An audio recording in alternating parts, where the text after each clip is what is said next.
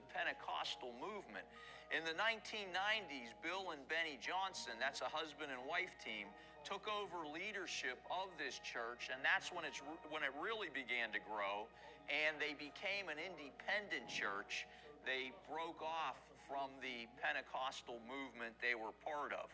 But I have some concerns with some of the things Mr. Johnson says, and I want to give you a quote from Mr. Johnson. He said this: "It's different to expect the same fruit of the early church when we value a book they didn't have more than the Holy Spirit they did have." Now let me repeat that. He said, it's difficult to expect the same fruit of the early church. Now, what's he mean by the fruit of the early church? He's talking specifically about the healings that were done at that time, raising of the dead that was done at that time, speaking in tongues at that time, prophecies that were provided at that time. So he says when we value a book, he's speaking of the New Testament, which was not put together yet at that particular time, more than the whole